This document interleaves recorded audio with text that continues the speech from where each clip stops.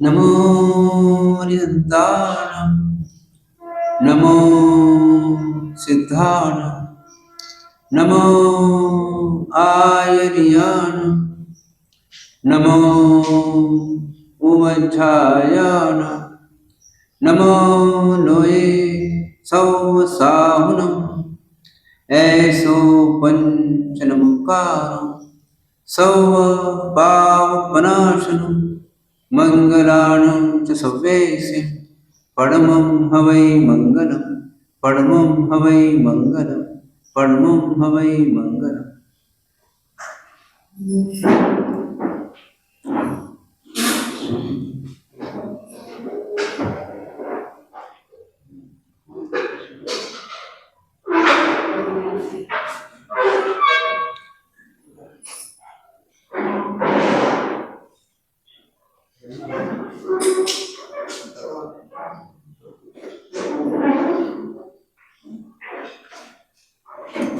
कुछ विषय का हम विचार करते हैं और विचार करके निर्णय करते हैं। तो पहला विषय बिल्कुल सिंपल है कि आत्मा है कि नहीं। क्या लगता है आपको, आत्मा नाम की वस्तु है कि नहीं है? तो कुछ लोग बोलते हैं आत्मा नाम की कोई वस्तु नहीं है, जो कुछ है वो शरीर है, यही चीज है सब, इसी में खाओ पियो जियो, और नहीं मिले तो चोरी करके लाओ, छू लूट लो और जी लो। ऐसे कई लोग बोलते हैं, ऐसे बोलते हैं चार लोग। वो क्या बोलते हैं कि आत्मा नाम की कोई वस्तु नहीं है।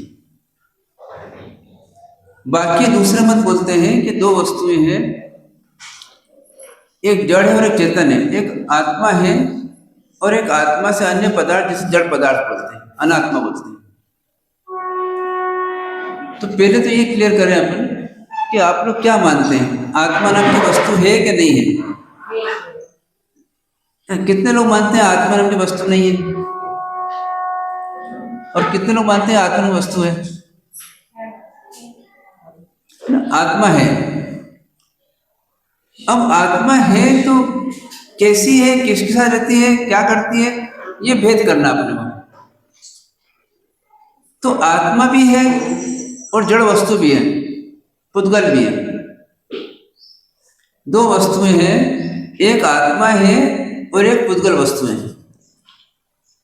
अब दो वस्तुएं अलग रहती है, समझ में आती है, पर साथ में रहती है, उसकी पहचान के लिए लक्षण देखते हैं अपन। तो आत्मा का लक्षण क्या है, क्या पहचान आत्मा की? आत्मा जैसे आप बोले आत्मा है, तो क्या पहचान है आत्मा है कि? तो एक व्यक्ति जो है जिंदा है और एक व्यक्ति मर गया, दोनों को पहचानना है। पहचान सकते हो आप मरा हुआ व्यक्ति और जिंदा व्यक्ति? कैसे पहचानते हैं?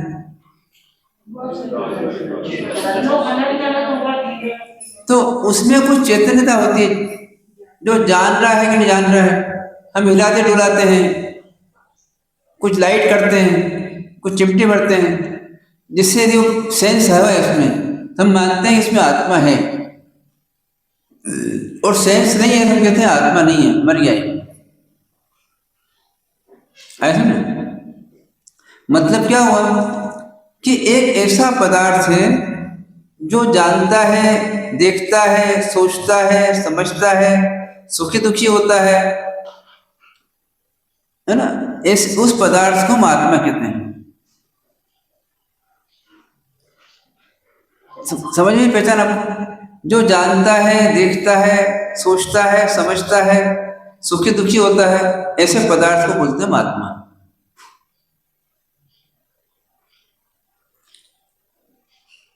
तो जैसे आप लोग जानते हैं, देखते हैं, सोचते हैं, समझते हैं, सुखी दुखी होते क्या होते हैं,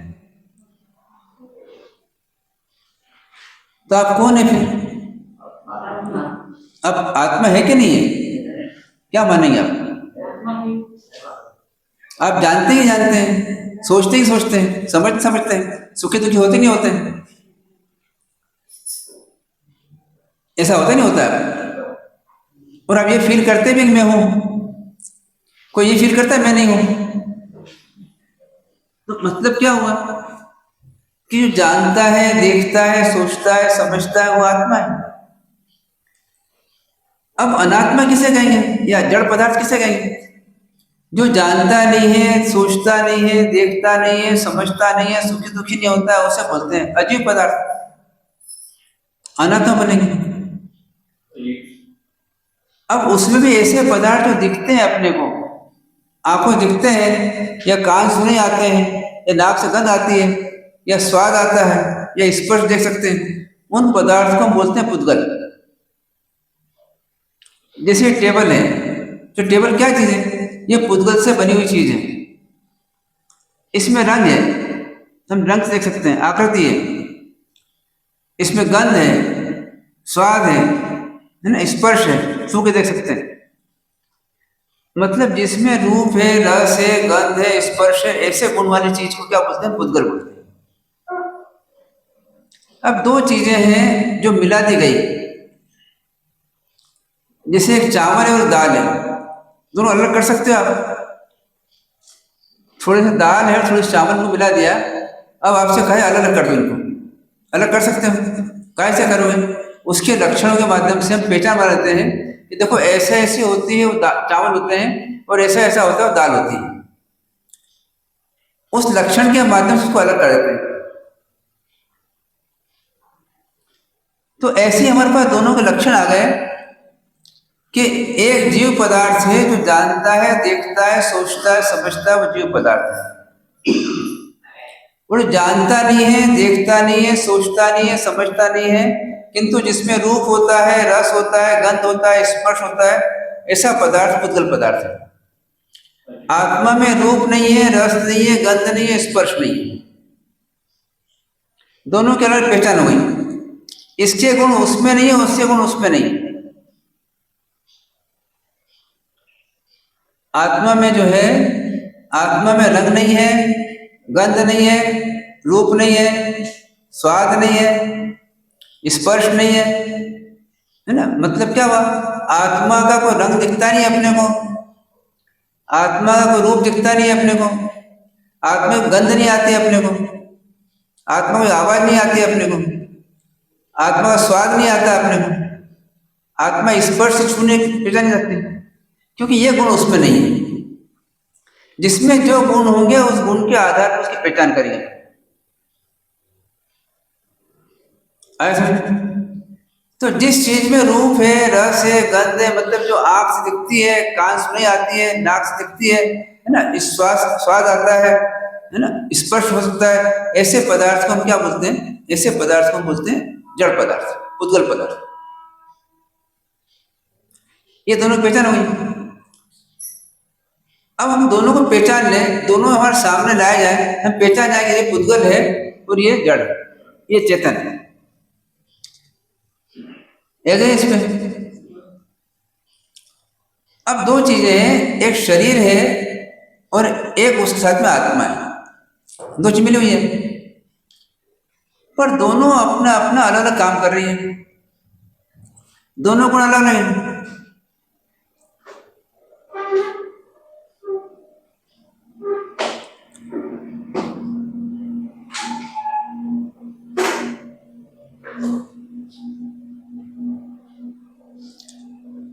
तो जिसमें रंग है, रस है, गंध है, स्पर्श है, ऐसे पदार्थ जो है पुद्गल पदार्थ हैं, वो आत्मा नहीं है। ये पहचान सकते हैं आप? ये पहचान सकते हैं? पहचान सकते? जैसे मान लीजिए आपसे कहा जाए कि भैया कोई व्यक्ति खड़ा है, उसको आप देखिए, उसके बाल हैं। अब बाल क्या है, चेतन है कि जड़ है? तो बाल जानते हैं, देखते हैं, सोचते हैं, समझते हैं, सुखी दुखी होते हैं? नहीं होते। मतलब क्या हुआ, बाल जो है वो क्या है, वो जड़ है। ठीक है। अब चमड़ी है, चमड़ी क्या है, जड़ एक चेतन है? चमड़ी निकाल रख देते हैं, रंग है उसका, रंग है उसका, रूप है, स्वाद भी है, गंध भी है, स्पर्श भी है, वो क्या हुई, जड़ एक चेतन है। क्या है, जड़ एक चेतन, जड़। ऐसे आप एक एक चीज को आप देखिए, आपकी बॉडी को, आंख है, नाक है, कान है, दांत है, ये क्या है, ये सब जड़ पदार्थ से बने हुए हैं। मुर्दा मर जाता है, आंख रहती है, जड़ दिखती है, पुद्गल की बनी हुई दिखती है। नाक है, पुद्गल की बनी हुई दिखती है, अपनी पुद्गल से बनी हुई चीज है। नाक जानती नहीं है, देखती नहीं है, सोचती नहीं है, समझती नहीं है, सुखी दुखी नहीं होती नाक। नाक, आंख, कान, मुंह, दांत, जीवान है ना, ये बाहर के सब हाथ पांव, ये सब देखिए, ये सब काय से बने हुए हैं, ये पुद्गल के परमाणु से बने हुए हैं। जैसे एक मिठाई की दुकान है, और सब मिठाई है, काय से बनी हुई मिठाई? हम कहेंगे सब जो है शक्कर और दूध से बनी हुई है, दूध के कण और शक्कर कण से बनी हुई है। भले वो गोल है, चौकोर है, लंबी है, पतली है, उन सब के अंदर जो है पुद्गल के परमाणु से बनी हुई है, दूध और शक्कर परमाणु से। ऐसे ही जितनी पदार्थ हैं, ये बारीक बारीक सूक्ष्म पुद्गल के पदार्थों से बने हुए हैं, और ये पुद्गल है, जड़ है, पुद्गल है। पहचान सकते हैं ऐसा? अब खून है, खून काय से बना हुआ है? खून जानता है, देखता है, जानता है, देखता है, सोचता समझता है, सुखी दुखी होता है? नहीं होता है। खून क्या चीज है, दिखने में आता है, रंग दिखता है उसका, स्वाद दिखता है उसका, इसका मतलब वो जड़ पदार्थ है। ऐसे दो पदार्थों का भेद करें, एक जड़ पदार्थ और चेतन पदार्थ, निर्णय करें कि देखो ये चेतन पदार्थ है और ये जड़ पदार्थ है। हो सकता है ऐसा? दो पदार्थों का भेद ज्ञान करें कि देखो ये पदार्थ जड़ पदार्थ है। शरीर को ऊपर से नीचे से देखिए आप, तो बाल से लेकर के और नाखून तक पैर के काय से बने हुए हैं? ये सब पुद्गल के पिंड से बने हुए, पुद्गल के पदार्थों के पिंड हैं। नाखून क्या चीज है, चेतन है, आत्मा है कि नहीं? नाखून, नाखून चेतन नहीं है, नाखून जो है पुद्गलों का पदार्थ का बना हुआ है, ये जड़ पदार्थ है। ऐसे दो पदार्थ में आपको भेद करके निर्णय करना कि भैया देखो जो जानने देखने वाला है वो तो मैं हूँ, और मेरे से अलग भिन्न पदार्थ जो शरीर आदि जो है ये जड़ पदार्थ है, पुद्गल पदार्थ से बना हुआ पिंड है जो शरीर है। मतलब शरीर अलग है और मैं अलग हूँ। ऐसा निर्णय कर सकते हैं आप लोग? क्या दिक्कत आती है? वो दिक्कत आई? अभी छोड़ना कुछ भी नहीं, पकड़ना कुछ भी नहीं, सिर्फ देखना कि चीज क्या चीज बनी हुई है। जैसे कैमरा है, इसका स्टैंड अलग है और कैमरा अलग है, ऐसे दिखना चाहिए अपने को। हम पूरे कैमरा कह देंगे तो गड़बड़ हो जाएगी। व्यवहार में कह दिया कैमरा, पर एक्चुअली क्या है, स्टैंड अलग है और कैमरा अलग है। तो ऐसे के ऐसे जो है ये शरीर है, ये शरीर पुद्गल पदार्थों का पिंड है। छोटे छोटे बारीक बारीक पुद्गलों के परमाणुओं से बना हुआ ये पिंड है। इसके अलग अलग अवयव बने हुए हैं, अलग अलग पार्ट बने हुए हैं। जैसे मान लो भोजन की थाली है आपकी, उसमें रोटी भी है, दाल भी है, चावल भी है, शक्कर भी है, दही भी है, और थाली भी है, और चम्मच भी है, कटोरी भी है। ये सब अलग दिखती है अपने को, पर वास्तव में ये सब काय से बनी हुई है?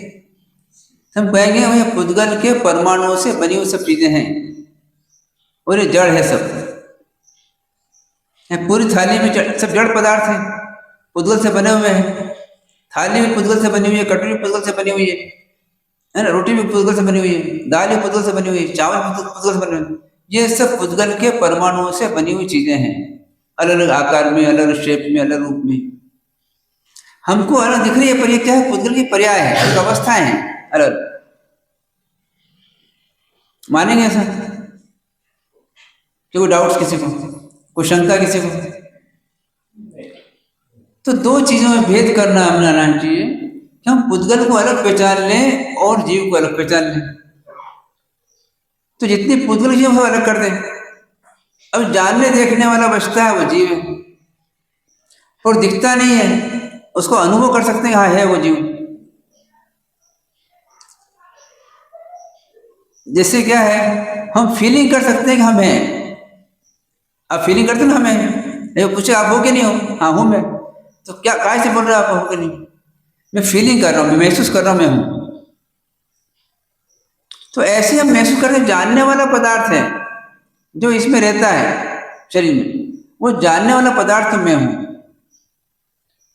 और जो जानने में आ रही चीजें वो मैं नहीं हूं, वो जड़ पदार्थ से बनी हुई चीजें हैं। एग्री इस पॉइंट के ऊपर? नहीं कोई शंका किसी को है?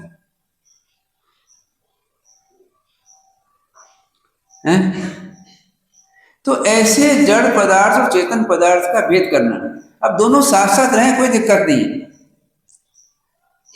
तो हमारा ज्ञान इतना पेनी होना चाहिए, इतना गहरा होना चाहिए, हम दोनों को अलग देख सकें। चश्मा है, उसमें लेंस भी है और फ्रेम भी है, पर हमारा ज्ञान इतना पेनी होता है, हम पहचान लेते हैं ये फ्रेम है और लेंस है। पहचान लेते हैं, पहचान लेते ये लेंस है और ये फ्रेम है। ऐसे दो चीजें साथ साथ रहे, उनमें हमको पहचान आना चाहिए, ये चीज ये और ये चीज है। एक मुंह में दांत भी रहते हैं और जीवान भी रहती है, हमें पहचान आना चाहिए, देखो ये जीवान है और ये दांत है। एक साथ कई चीजें मिली होने पर भी हम भेद कर सकें, ये चीज ये है और ये चीज ये है। एक मिठाई हम खाते हैं तो भेद कर सकें कि देखो इसमें शक्कर भी है, बेसन भी है, इलायची भी है, बादाम भी है, रंग भी है, ये सब चीजें। ऐसे ही इस शरीर में भेद कर सकें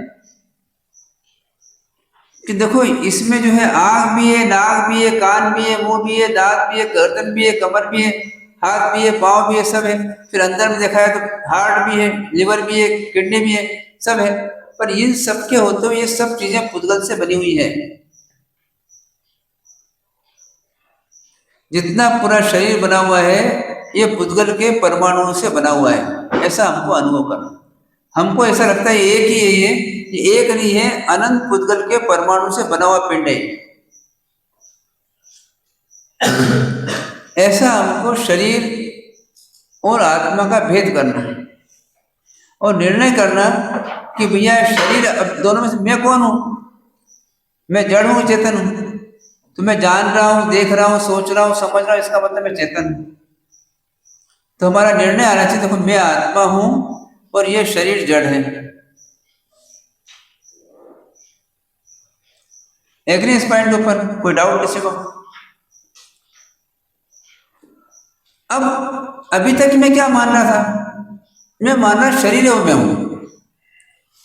अब अपने को समझ में आया शरीर में नहीं हूं, मैं शरीर में रहता हूं पर शरीर से भिन्न हूं मैं। इतना भेद करना अपने को। अभी तक हम ये मान रहे थे मैं शरीर हूं, तो शरीर में हूं, तो शरीर गोरा है तो मैं गोरा हूं ऐसा मानते थे। शरीर काला है तो मैं काला मानता था अपने आप। पर वास्तव में क्या शरीर में नहीं हूं, शरीर में रहने वाला मैं हूं। तो अब भेद हो जाएगा हमारा। अभी तक हम ये मान रहे थे शरीर में हूं, और अब क्या मानेंगे शरीर में नहीं हूं, शरीर में रहने वाला मैं हूं। जो जान रहा हूं, देख रहा हूं, सोच रहा हूं, समझ रहा हूं, वो मैं हूं। कर सकते हैं ऐसा भेद? अब क्या हो जाएगा?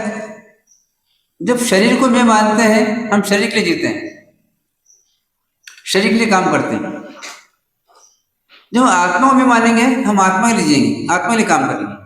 इतने अंतर पड़ जाएगा। अब हमारा विषय क्या बन जाएगा? आत्मा बन जाएगा। जब शरीर हमारा विषय होता है, शरीर के सजाना के सजाना, ये सब बातें आती हैं। इसको पाउडर लगाओ, लिपस्टिक लगाओ, ये करो वो करो, सब करते रहते। पर शरीर में नहीं हूं, मैं आत्मा हूं, तो मुझे मेरा मुख्य पार्ट क्या हो जाएगा? आत्मा पे चला जाएगा। मुझे आत्मा के लिए क्या करना है? इसलिए हमको क्या करना है? बार बार विचार करके, चिंतन करके दो भेद करना है कि देखो, शरीर अलग है और मैं अलग हूं।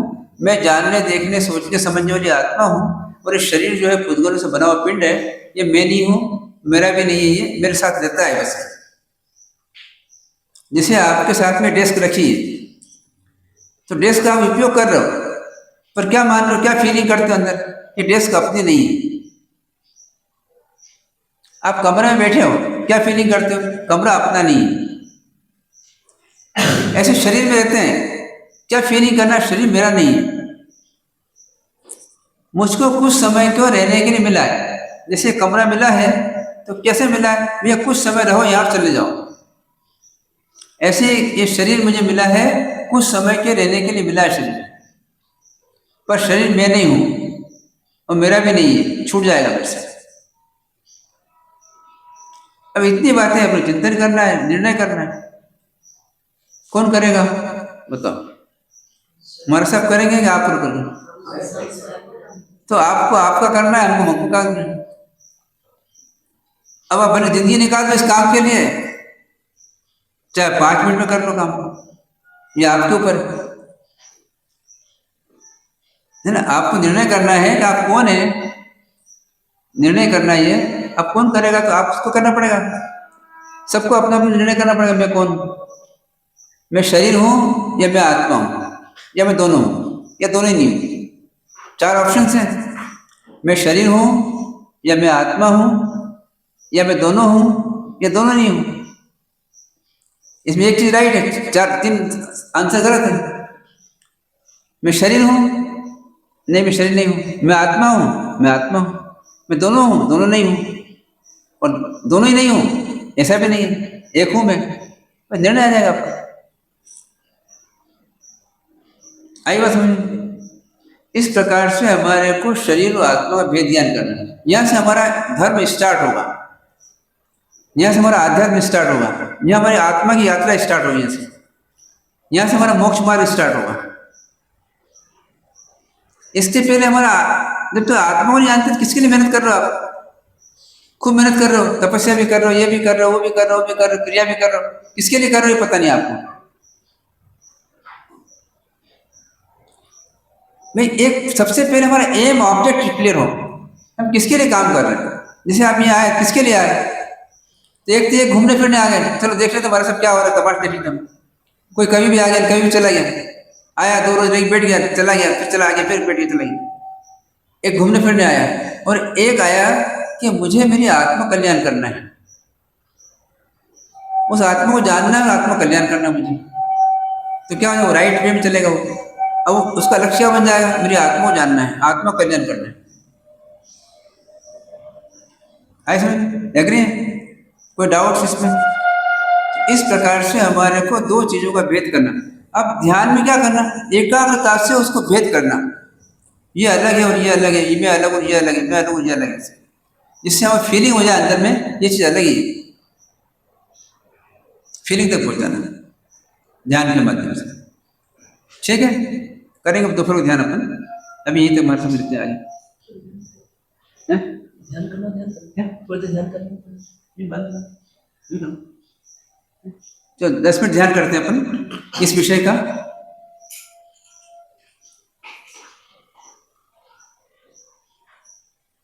ध्यान के आसन बैठे, पद्मासन, अर्ध पद्मासन, सुखासन,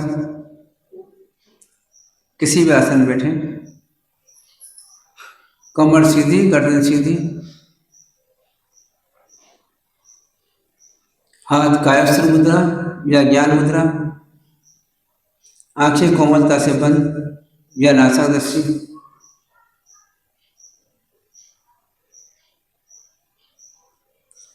मन को वर्तमान में शांत रखने का प्रयत्न करें।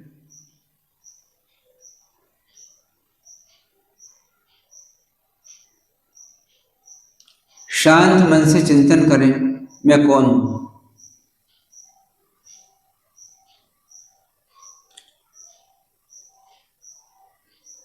मैं कौन हूं, शरीर क्या है, मैं क्या हूं।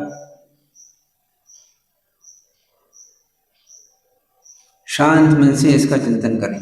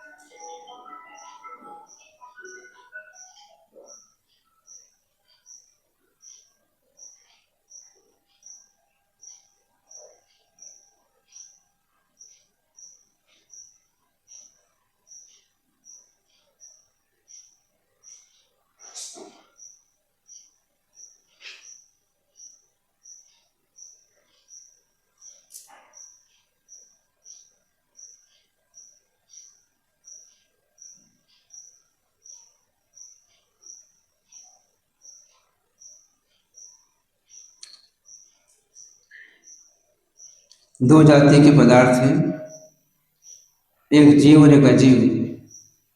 अजीव में पुद्गल पदार्थ होता है। ये शरीर पुद्गल पदार्थों का पिंड है। पुद्गल पदार्थों के अनंत पुद्गल पदार्थों से बना हुआ है, परमाणु से बना हुआ है। ये शरीर जानता नहीं है, देखता नहीं है, सोचता नहीं है, सुखी दुखी नहीं होता है। मैं चेतन हूँ, जानता हूँ, सोचता हूँ, समझता हूँ, सुखी दुखी होता हूँ। ऐसा चेतन आत्मा में हूँ। मैं इस शरीर से भिन्न हूँ, शरीर अलग है, मैं अलग हूँ। दोनों साथ साथ रहते हैं, किंतु फिर भी दोनों अलग हैं। संयोग है दोनों का।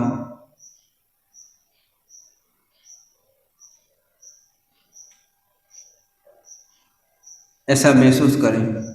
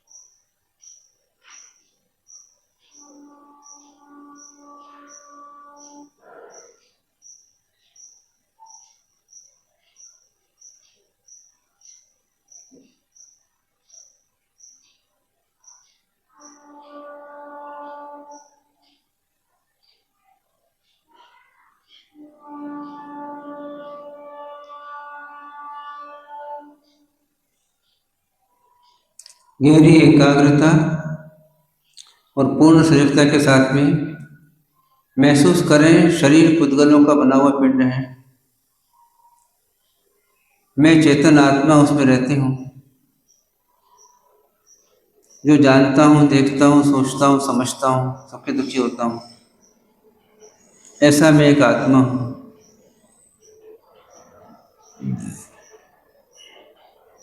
पूरे शरीर में फैला हुआ हूँ, अरूपी हूँ, मेरा रूप नहीं है, रस नहीं है, गंध नहीं है, स्पर्श नहीं है। पुद्गल का रूप है, रस है, गंध है, स्पर्श है। पुद्गल आँखों से दिखता है, कान से सुनाई आता है, नाक से गंध आती है, जीभ से स्वाद आता है, त्वचा से स्पर्श होता है। किंतु आत्मा का स्पर्श नहीं है, रस नहीं है, गंध नहीं है, रूप नहीं है। वह ज्ञान से पहचाना जा सकता है। जहाँ जहाँ ज्ञान है वहाँ वहाँ आत्मा है। मैं ज्ञान स्वभावी आत्मा हूँ, मैं ज्ञान गुण वाला आत्मा हूँ, ऐसा महसूस करें।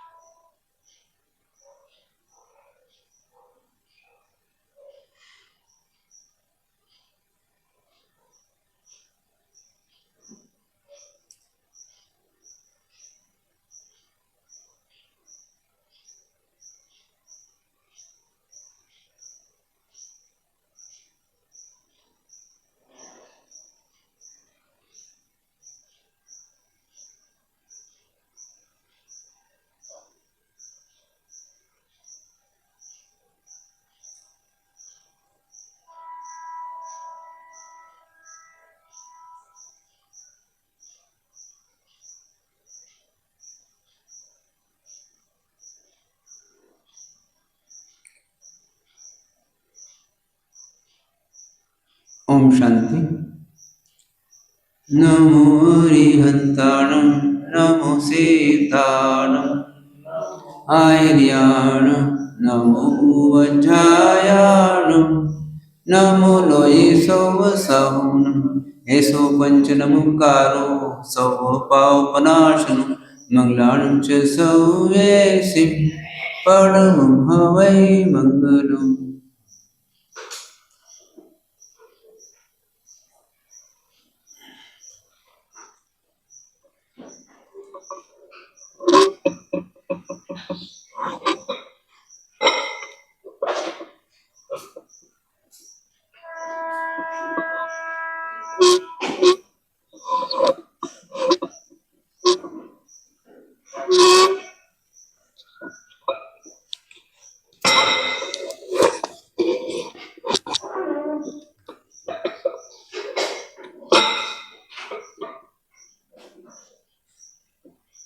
पंच परमेष्टि भगवंतों के चरणों में नमन, पूज्य श्री के चरणों में नमन।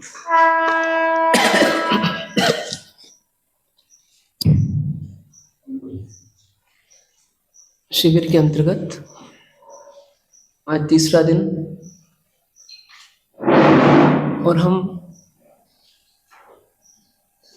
परमात्मा के विचारधारा को समझने के लिए उनके द्वारा उपदिष्ट तत्वों में से कुछ फॉर्मूले निकालने का प्रयास कर रहे हैं। ये फॉर्मूले इसलिए आवश्यक होते हैं कि विस्तार भूल जाए तो चलेगा, पर फॉर्मूले याद रहना चाहिए, क्योंकि काम फिर फॉर्मूले हैं नहीं।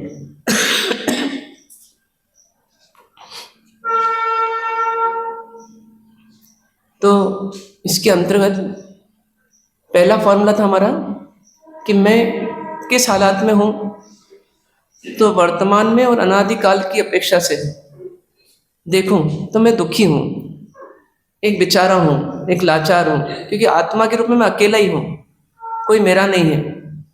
और बार बार पाप के उदय आते रहते हैं और मुझे हिला रहते हैं। कितने जन्मों में कैंसर मिला, कितने जन्मों में अंधा बना, कितने जन्मों में कुचला गया, मसला गया, कितने जन्मों में भूखा रहना पड़ा, प्यासा रहना पड़ा, और वर्तमान में भी हमेशा चुनौतियों के बीच में ही हूँ। कितना ही अतीत क्यों न बीत चुका हो वर्तमान जीवन का, लेकिन भविष्य की चिंता फिर सामने खड़ी रहती है। अब क्या करना है, अब क्या होगा। कुछ लोगों की बैसाखी ले लेते हैं अपन, उनके भरोसे जीते रहते हैं, फिर वो बैसाखी हट जाती है, फिर हम वापस अपने उन लाचारी पने के हालातों में आ जाते हैं कि अब क्या होगा मेरा।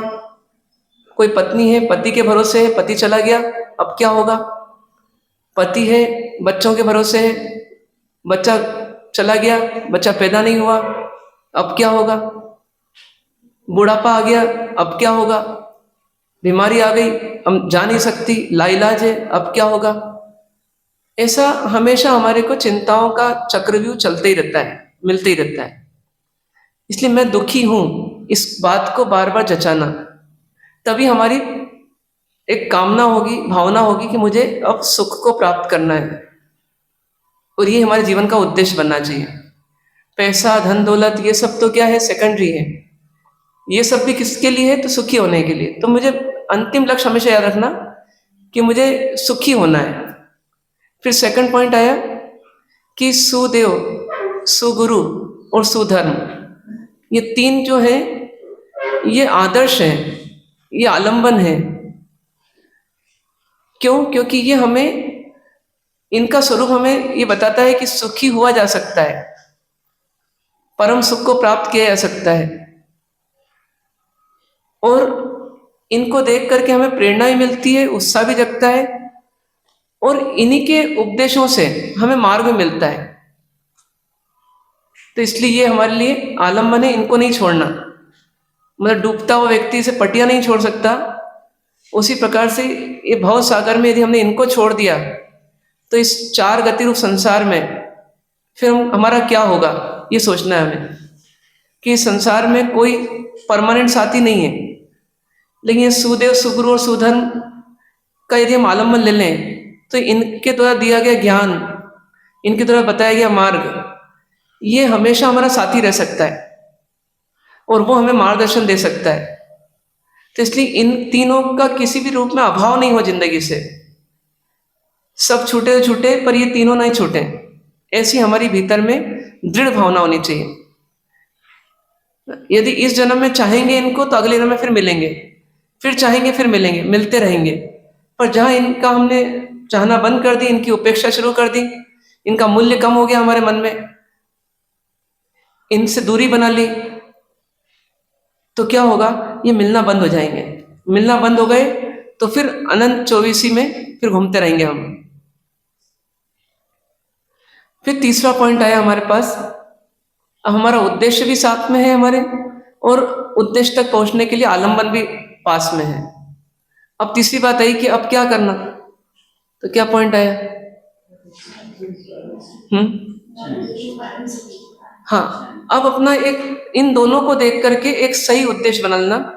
अब सिर्फ सुखी नहीं होना है, परम सुखी होना है, ये हमारा अल्टीमेट गोल बन जाना चाहिए। पहले था कि दुखी नहीं होना पहले पॉइंट में, और सुखी होना, लेकिन दूसरे पॉइंट पे जाते जाते लगा कि सुखी भी कितना होना, कैसा होना, तो परम सुखी होना। परम सुखी होने की क्या क्या क्वालिटीज है? तो शाश्वत सुख प्राप्त करना, और स्वाधीन सुख प्राप्त करना, और सहज सुख प्राप्त करना, स्वाभाविक सुख प्राप्त करना, अव्याभास सुख प्राप्त करना, निर्द्वंद सुख प्राप्त करना, निरुपचरित सुख प्राप्त करना, निराकुल सुख प्राप्त करना, एकांतिक सुख प्राप्त करना, आत्यंतिक सुख प्राप्त करना, परिपूर्ण सुख प्राप्त करना। मतलब शॉर्ट में कहा था अपने कि ये सब का सार क्या है कि दुनिया की कोई ताकत, दुनिया की कोई परिस्थिति हमें दुखी ना कर पाए, इस दशा में पहुंच जाना, इतना स्ट्रांग अपने आप को बना लेना कि फिर हमारे पास कोई एक्सक्यूज नहीं रहे कि इसने मुझे दुखी कर दिया, उसने मुझे दुखी कर दिया, मेरे हालात ऐसे हैं इसलिए मैं दुखी हो गया। नहीं, चाहे कुछ भी हो जाए, अब मुझे कोई दुखी नहीं कर सकता, ऐसी मैंने अपनी पोजीशन बना ली।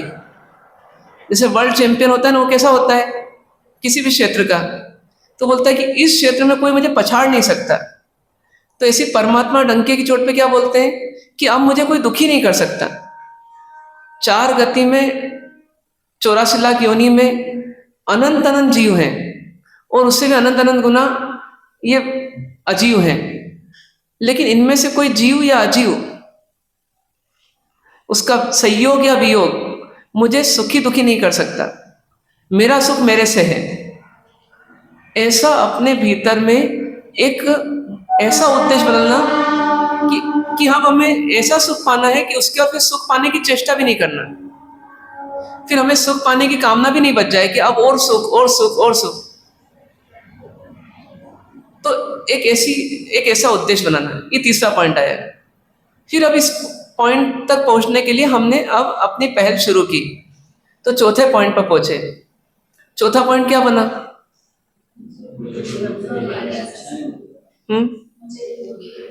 मुझे कोई दुखी नहीं कर सकता। इसका फायदा क्या होगा?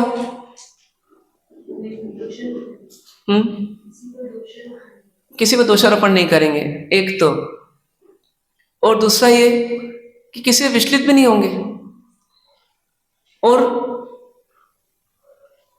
और क्या मिलेगा इससे?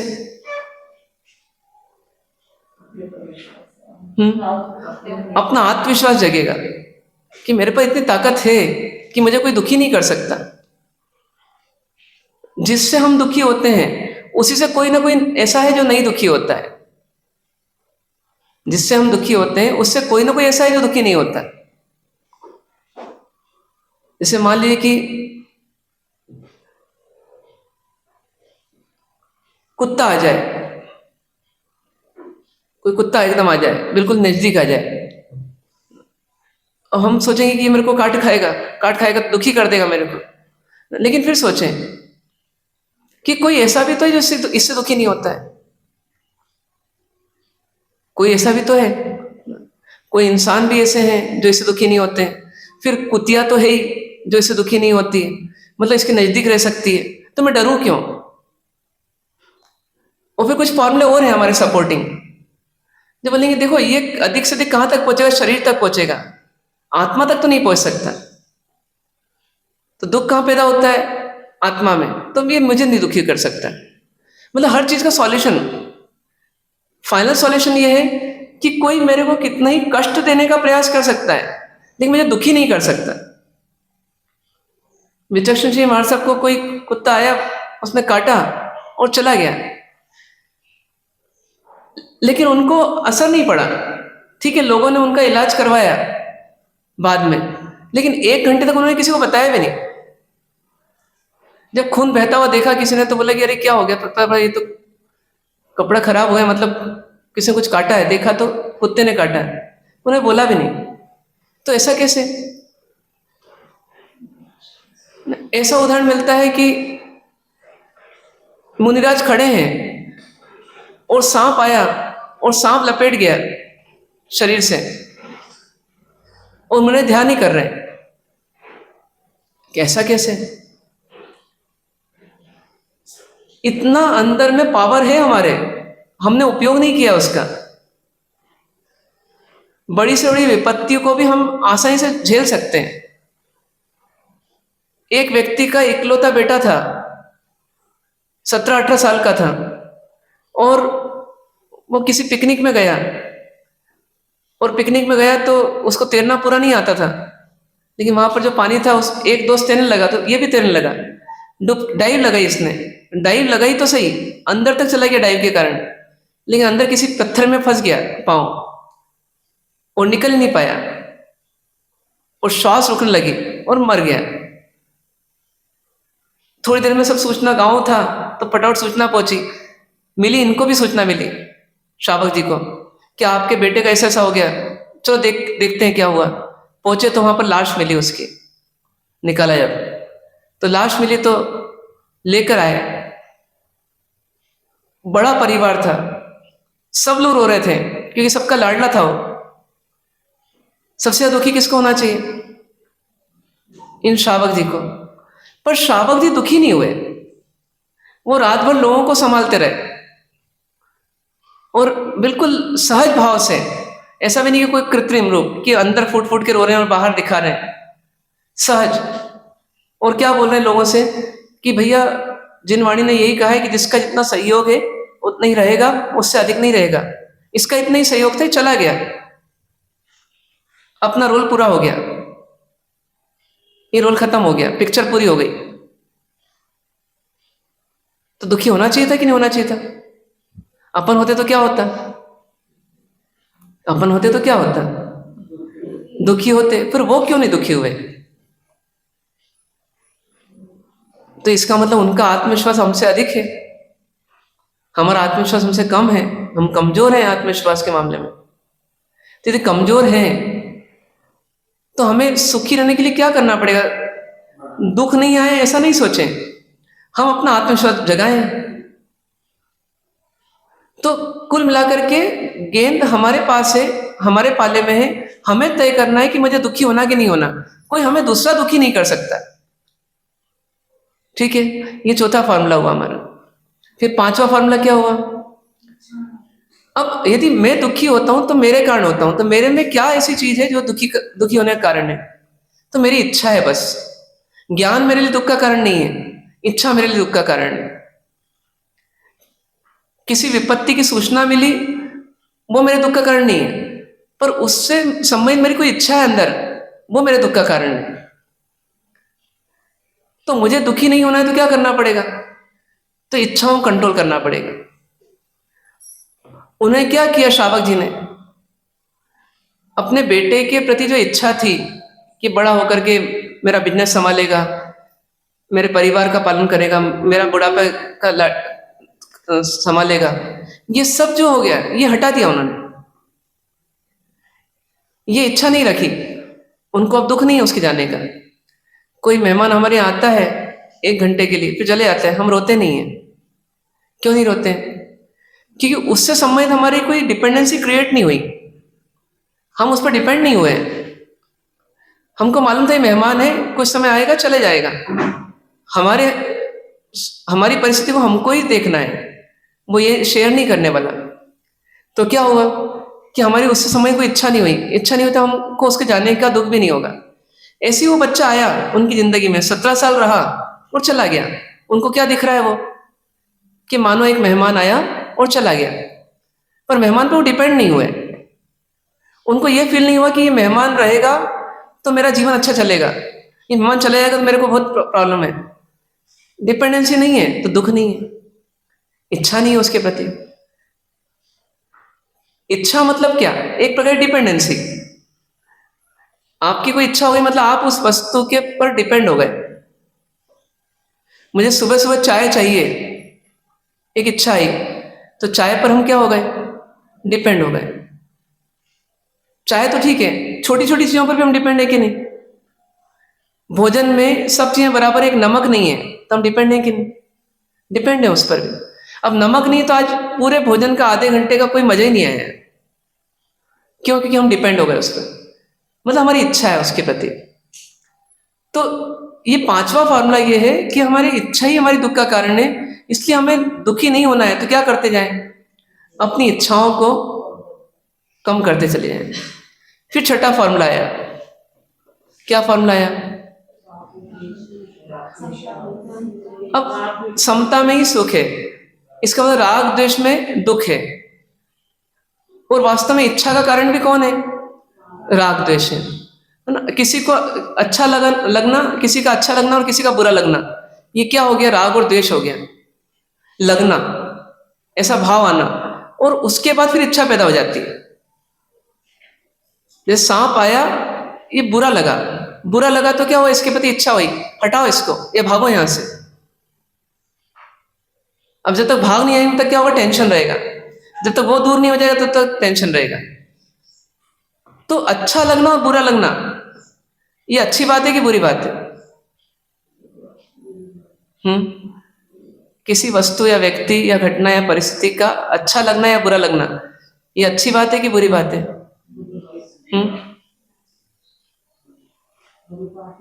बुरी बात है। हमारे लिए हानिकारक है कि लाभदायक है? हानिकारक है। ये क्या जगाएगी? ये राग द्वेष जगाएगी। राग द्वेष क्या करेंगे फिर हमें दुखी करेंगे। आर्त ध्यान होता है ना, आर्त ध्यान मतलब क्या? परिस्थिति में दुखी होना, कोई परिस्थिति मिलने पर दुखी होना, इसी का नाम क्या है? आर्त ध्यान। फिर हमारा ध्यान पूरा उसमें लग जाता है, जो दुखदायी परिस्थिति है उसी में ध्यान लग जाता है। उस ध्यान को हम क्या बोलते हैं? आर्त ध्यान बोलते हैं। तो ये बुरा लगता है, क्यों लगता है? उसके कारण बताए, 4 उसके कारण बताए। एक तो इष्ट वियोग, इष्ट वियोग में आर्त ध्यान होता है। दूसरा क्या होता है? अनिष्ट संयोग में आर्त ध्यान होता है। तीसरा कब होता है? तो पाप के उदय में आर्त ध्यान होता है। और चौथा कब होता है? कि भविष्य की कोई अभिलाषा पैदा हो जाए तो आर्त ध्यान होता है। इष्ट संयोग, इष्ट वियोग, अनिष्ट संयोग, पाप का उदय और भविष्य की अभिलाषा, ये आर्त ध्यान के कारण है। और आर्त ध्यान दुख का रूप है, क्योंकि हम परिस्थिति में दुखी हो रहे हैं। जैसे प्रियजन की मृत्यु हो गई तो इनमें से कौन सा फैक्टर लगेगा? इष्ट वियोग हो गया। सांप का आ जाना, अनिष्ट संयोग।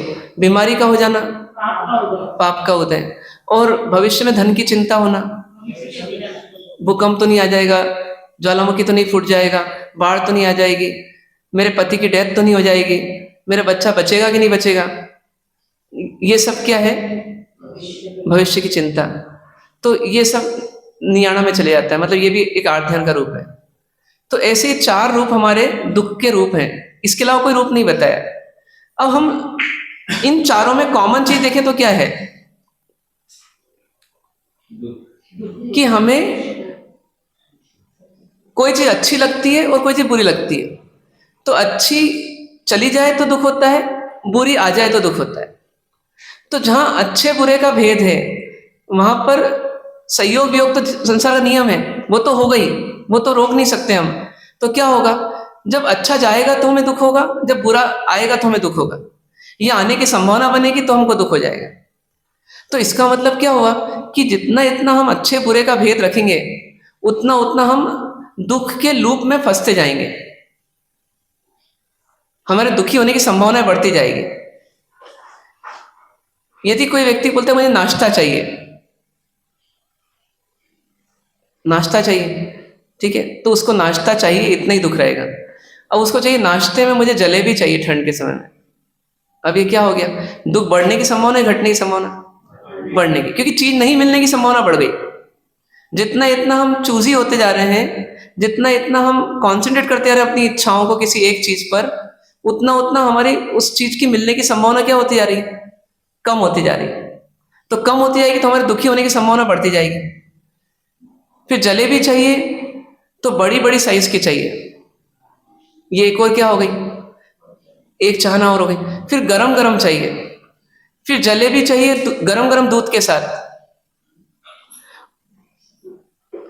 और फिर जलेबी चाहिए फला फला दुकान से ही, और केशर वाला दूध चाहिए। तो अभी क्या होते जा रहा है? अब ये क्यों हो रहा है? ये क्यों हो रहा है? हम करते हैं ऐसा, हम खुद ही चॉइस क्रिएट करते हैं, पर क्यों होती है ये?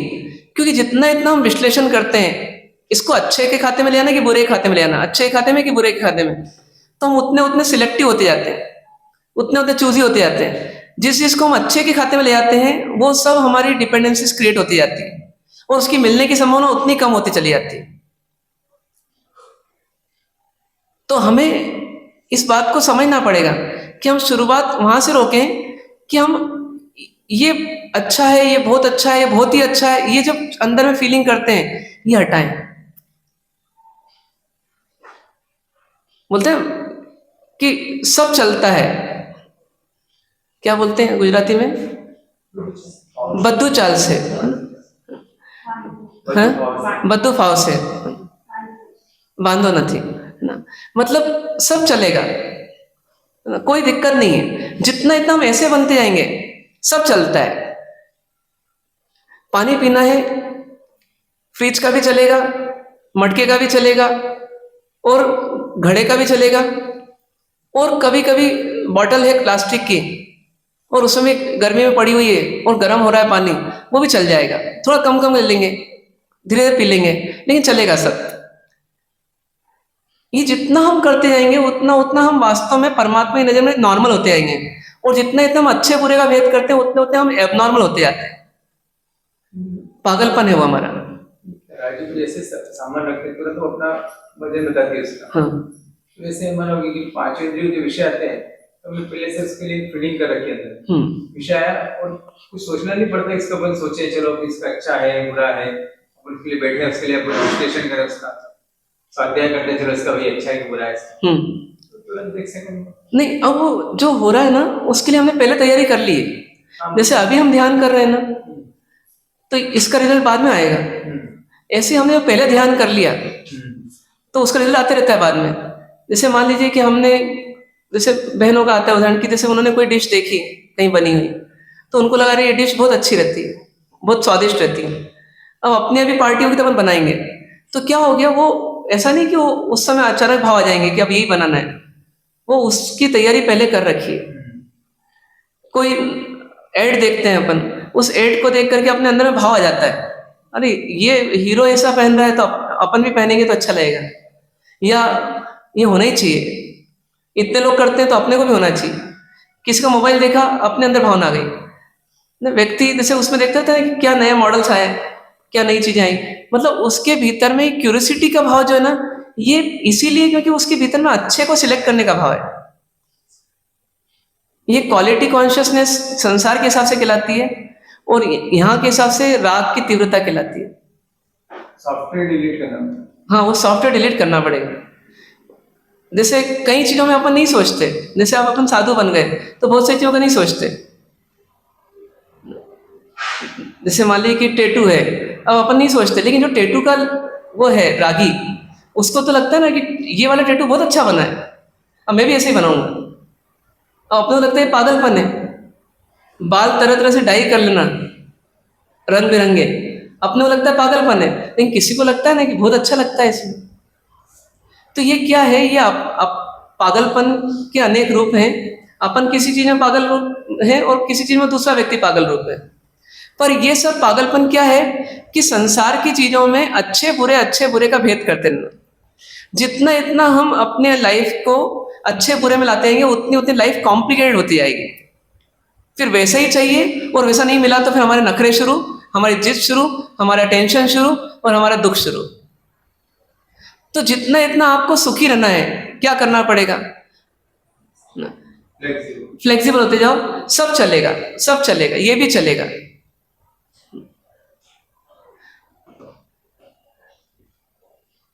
कभी कभी व्यक्ति वस्तु के बारे में सिलेक्टिव होता है, व्यक्ति के बारे में सिलेक्टिव होता है, इसके साथ मैं नहीं रह सकती, अरे भैया क्या है उसमें, फिर चेक करो। जैसे कुत्ते को उन्होंने आया था ना अभी थोड़े पहले, कि कुत्ते के साथ अपन रह पाए ना रह पाए, कुतिया तो रहती है।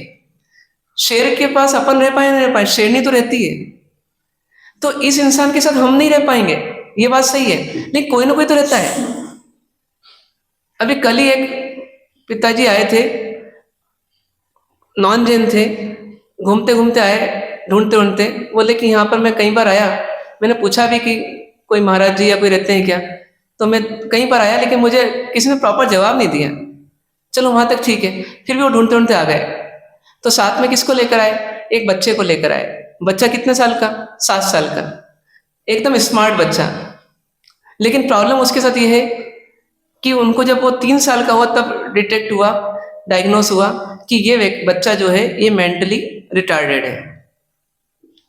अब वो बहुत मंदबुद्धि, बहुत ही मंदबुद्धि, बोल नहीं सकता पहली बार, ठीक है, और उसकी मतलब कुछ बताओ उसको, इशारे दो, कुछ करो तो देखने की कोशिश नहीं करता अपनी ओर, वो इधर उधर ही देखता रहता है, और आक्रामक बहुत। उनसे बोला कि आपको हमेशा साथ में रहना, बोले हमेशा साथ में रहते हैं हम, या तो मैं रहता हूँ या मेरी पत्नी रहती है, इसको छोड़ नहीं सकते हम। लेकिन वो दुखी नहीं थे, वो दुखी नहीं थे, वो बहुत नॉर्मल थे, उनके चेहरे पर कोई टेंशन नहीं। अपने को सुन के लग रहा है कि ये पूरी जिंदगी कैसे कटेगी इनकी, मम्मी या पापा में से कोई ना कोई एक तो चाहिएगा उस बच्चे को, और जिंदगी भर संभालना है, और इतना थोड़ा हैवी भी था, एकदम ऐसा लाइट नहीं, लेकिन वो अब उतारना है, वो कॉपरेट नहीं कर रहा है, तो उसको उठा करके उतार रहे हैं, उसको गोदी में ले रहे हैं, भारी भरकम बच्चे को। उनसे पूछा, बोले कि बस हमारी तो इतनी चाहना है, अब हम ये नहीं चाहते कि ये कोई पढ़ लिख करके बहुत बड़ा बने, सीए डॉक्टर बने, हम तो इतना चाहते हैं बस ये अपना काम कर ले किसी तरह। मतलब अपना काम कर ले मतलब क्या, कि नहा ले, शौच कर ले प्रॉपर वे में, कभी कपड़े पहन ले, कंघी कर ले, इतने ही काम कर ले। सोचिए जिंदगी भर गुलामी है उनकी, लेकिन उन्हें जीना सीख लिया, उसके साथ मोह है ना, तो जीना सीख लिया। पर ससड़ी बात यह है कि उस बच्चे के साथ अपन जी सकते हैं क्या? अपन तो आराधक है, तो अपनों को भी जीना पड़े। उससे कम इच्छाएं तो अपनी होनी चाहिए ना, वो माता पिता से कम, लेकिन हम जी नहीं पाते उनके साथ। राग कर ले हैं, राग करके जी सकते। हाँ राग कर ले, जी ले, लेकिन क्या होता है राग भी ना टूटता है ना, ऐसा नहीं कि राग हमेशा बना ही रहेगा, बाबा द्वेष होगा उससे। वो भी जो जुड़े हैं उससे जी रहे हो, हाँ राग करके जी रहे हैं। राग करके जी रहे हैं। अब या तो राग से जी लो, पर राग में द्वेष आने की संभावना रहेगी आगे। कभी उसने कोई ऐसी कीमती चीज को फोड़ दिया जिसे खूब राग है उनको, तो इसको 2 थप्पड़ मारेंगे कि नहीं मारेंगे, कि राग में भी तुलना होगी। पर एक तरीका ज्ञानियों ने अपने को दिया कि भैया आप राग द्वेष मत करो, तो भी जी सकते हो आप सबके साथ। कभी वैसी दशा ही नहीं, जो हमारी प्रैक्टिस है, सीधे हाथ से लिखने प्रैक्टिस है, अपने उल्टे से लिखने राइटिंग अच्छी आएगी 6 महीने बाद, अभी जैसे लिखो ना, हमें प्रैक्टिस इसकी राग करके आनंद, राग से आनंद कैसे मिले, इसकी प्रैक्टिस है हमारी, प्रैक्टिस बहुत अच्छी। पर इसमें हमने धोखा भी खाया ना बहुत बार। ऐसे भी क्या होता है, 2 लोग रागी हैं और एक दूसरे के साथ हैं, तो एक तो धोखा खाते ही एक समय में, सामान्यतः यदि माँ है और बेटा है, अब बेटे की शादी हुई तो या तो माँ ने धोखा खाया या बेटे ने धोखा खाया, मैंने कोई तो खाएगा ही।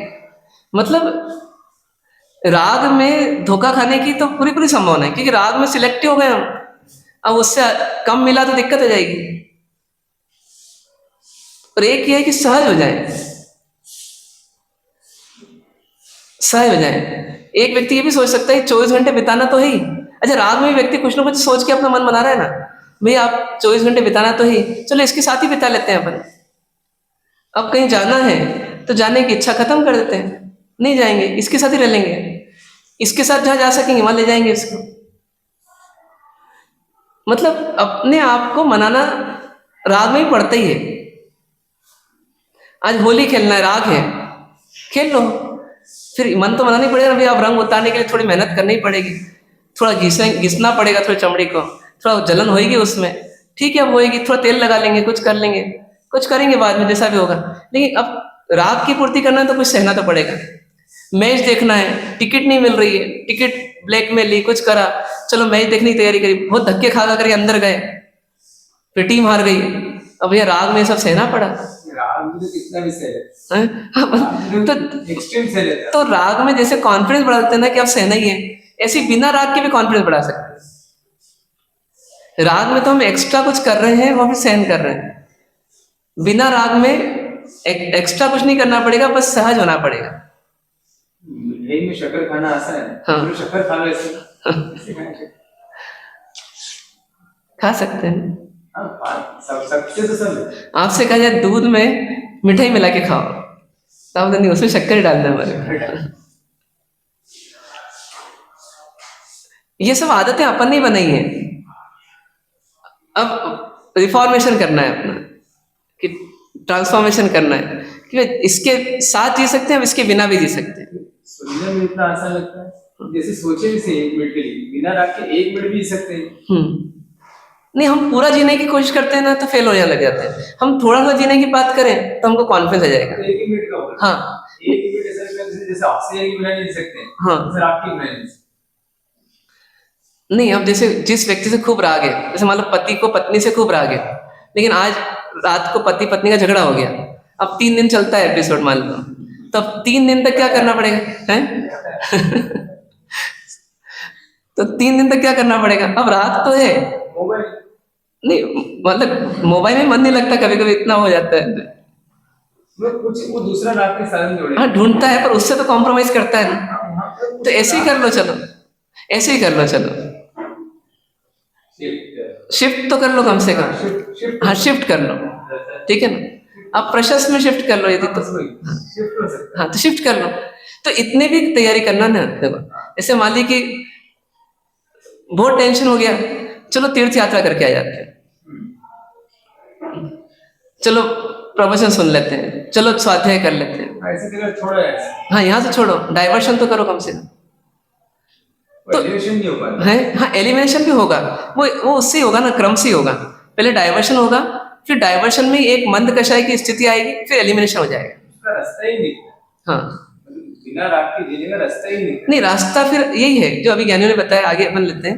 पर पहले हमारे को ये करना है कि राग को मंद कर दो, द्वेष को मंद कर दो, अभी हटाओ मत भले, मंद कर दो। जितना मंद करेंगे उतना सुख बढ़ते जाएगा। जैसे अभी अपने को कोई कहे कि यहाँ नहीं बैठना है, पास वाले रूम में बैठना है, अपने को कोई दिक्कत है क्या? कर लेंगे। प्रज्ञाता में बैठना है कल से, वहां बैठ जाएंगे। इतनी मानसिकता बदल लें। प्रज्ञाता में नहीं हुआ, मान लो वहां कोई डिस्टर्बेंस आ गया, अगले दिन के लिए डिसीजन लेना पड़ा कि वो उपाश्रय में बैठना है, वहां बैठ जाएंगे। बोलेंगे कौन? आप बोलेंगे ना। हाँ अगर आपके यहाँ कोई दूसरे प्रवचनकार आ जाए, हाँ। वो बोलेंगे तो यहाँ पे बैठ रहे तो भी सुनेंगे। हाँ नहीं, तो यही मैं बोल रहा हूँ कि अपने को जो कंडीशंस है ना, एक कंडीशन हटाई आपने, लेकिन एक कंडीशन पकड़ी रखी। आपके साथ कहीं भी सुन लेंगे। हाँ। ऐसा कर लेंगे। हाँ तो अब इतना कर लिया, तो अब इसमें थोड़ा और एक स्टेप आगे बढ़ेंगे हम। आपके बिना भी सुन लेंगे। हाँ सुन लेंगे, इसको क्या दिक्कत है? सुनना ही है ना, अच्छी बातों को ग्रहण करना है, कैसे भी ग्रहण कर लेंगे। अच्छी बात। अब बस वैसे हमारे बस यही तो, बस ये कहीं अटकते ना, बस वो कहीं नहीं अटकते जरूर। नहीं, जैसे अभी आपसे कहा जाए कि किसी को चाय पीना है, तो ग्लास की जगह कटोरी में पी ले, पी सकता है नहीं पी सकता? चाय होनी चाहिए। हाँ चाय होनी चाहिए, वहाँ चाय की मुख्यता है ना। ऐसे यहाँ अच्छी बातों की मुख्यता है, किसी से भी सुने। चाय मतलब जैसे कि इसमें शक्कर, हाँ। इतनी चाय की पत्ती, इतनी इलायची, ऐसा ऐसा कॉम्बिनेशन चाहिए। जैसे आपकी बात में कॉम्बिनेशन। हाँ अब इसमें है ना, कॉम्बिनेशन की बजाय और पर्पसफुल हो जाए। जैसे दवाई है, दवाई में हम सिर्फ देखते हैं केमिकल है कि नहीं, वो बाकी सब चीजें सेकेंडरी हो गई। उसमें शुगर कोटिंग नहीं भी हो तो चलेगा हमारे को, हमारे लिए मुख्य कौन है? दवाई है।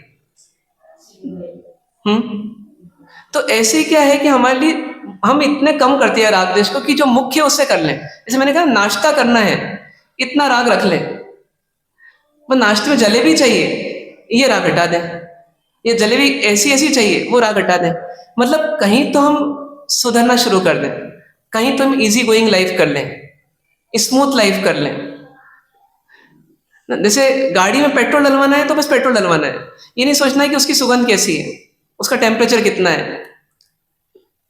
कम कर लिया हमने फैक्टर्स, रेट देखते हैं, मिलावट नहीं होनी चाहिए देखते हैं, और क्वांटिटी देख लेते हैं, बस इतना हमारा पर्पस रहता है। बाकी हमने हटा दिए फैक्टर्स।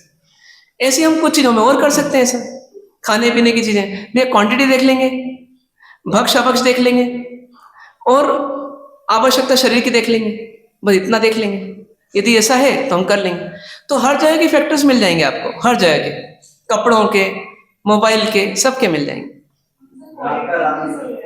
हाँ नहीं, क्वालिटी देखिए क्या है, अब आपकी कौन सी क्वालिटी आपको इंप्रूव करना है। सबसे पहली आपको क्वालिटी क्या होना चाहिए लाइफ में, कि मैं दुखी नहीं होना, ये बेस्ट क्वालिटी ऑफ लाइफ है।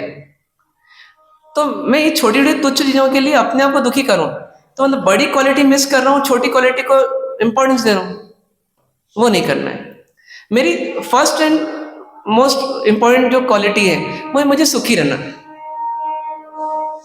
हम हमेशा राग देश को बचा लेते हैं और इच्छाओं को डिसॉल्व करने की कोशिश करते हैं। हाँ। जो आपने कल बोली। हाँ तो वो नहीं होना चाहिए। संकल्प के बल पे, हाँ। जिद के बल पे, हाँ। जिद करनी है अपनी, वो हट जाएगी। बिल्कुल। मुझे जाऊंगा ही नहीं, नाम ही नहीं। हाँ वैसे बोल दो तो नहीं करते। हाँ जिद से करते हैं। जिससे कर लेते, तो क्या होता है, इच्छा दबती है, फिर फूट जाती है वापस, मतलब फिर शुरू हो जाती है। और यदि हम राग द्वेष कम करेंगे तो इच्छा अपने आप कम भी होगी और वो लॉन्ग लास्टिंग रहेगी। और सब पे काम करेंगे। सब पे काम नहीं करेंगे। करना। हाँ लोग काम नहीं करना पड़ेगा। जैसे कुछ लोग क्या बोलते हैं, जैसे एक उनको बोला जाए कि भैया, बच्चे को समझाया जाए कि भैया ये मोबाइल नहीं चलाना चाहिए क्योंकि इससे ये हार्मफुल इफेक्ट्स आते हैं। तो वो ऑटोमेटिक सेट कर लेगा कि अच्छा टीवी भी नहीं देखना चाहिए, फिर अच्छा अश्लील मूवी भी नहीं देखना चाहिए, फिर हमको गप्पे भी नहीं मारना चाहिए, फुहड़ चुटकुले नहीं करना चाहिए। मतलब उसको एक मेन फॉर्मूला जच गया, तो उस वो जहाँ जहाँ मिल रहा है उसको वो सब जगह छोड़ देगा।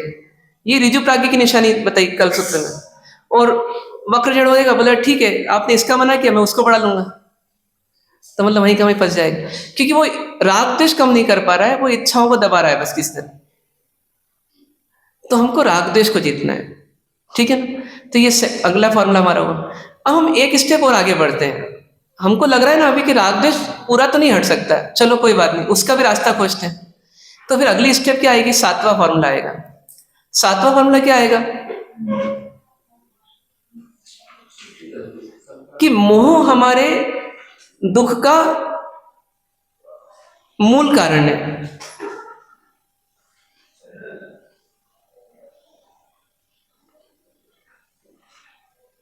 अब ये मोह क्या चीज हो गई, किसी चीज के बारे में एट्रैक्शन। ये एक इसकी बोलचाल की परिभाषा है एट्रैक्शन, थोड़ा हमको इससे अलग हटके समझना है। तो क्या होगा, तीव्र राग, तो राग के खाते में चला गया। राग एट्रैक्शन है, राग एट्रैक्शन बोल दीजिए उसको, राग को। अब तीव्र राग है तो एकदम बहुत स्ट्रांग एट्रैक्शन है, लेकिन मोह थोड़ा अलग चीज है। तो मोह मतलब क्या हो गया कि किसी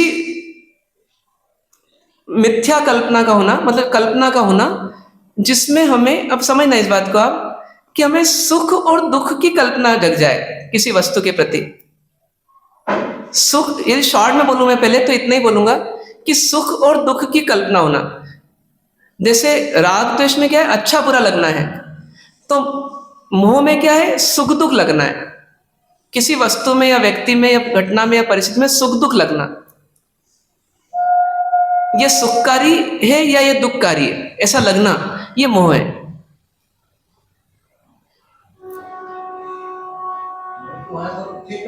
हाँ नहीं, दुख के लिए भी होता है। वही अपनी जो बोलचाल की परिभाषा उसको अलग कर दीजिए। मोह का मूल अर्थ यह है कि कोई चीज सुखकारी या दुखकारी लगना। देखिए अब स्टेप्स मिलेगी अपने को। सबसे पहले किसी चीज से हम जुड़ते हैं तो पहली चीज हमारी आती है उसके प्रति हमारी एक फीलिंग कि यह सुखकारी है या दुखकारी है। फिर अगली स्टेप में हम पहुंचते हैं, यदि सुखकारी है तो अच्छी है, दुखकारी है तो बुरी है। यहां राग द्वेष की उत्पत्ति हुई। और अगले स्टेप में पहुंचते हैं, ये अच्छी है तो मुझे पाना है, मुझे चाहिए, और यदि बुरी है तो मुझे छोड़ना चाहिए इसे। तो दोनों जगह क्या आ गया, इच्छा आ गई। तो देखिए क्या होता है, सबसे पहले मोह पैदा होता है। मोह से पैदा होता है राग द्वेष, राग द्वेष से पैदा होती है इच्छा। तो यदि हम इच्छा के मूल कारण को पकड़े तो राग द्वेष, और राग द्वेष के मूल कारण को पकड़े तो मोह।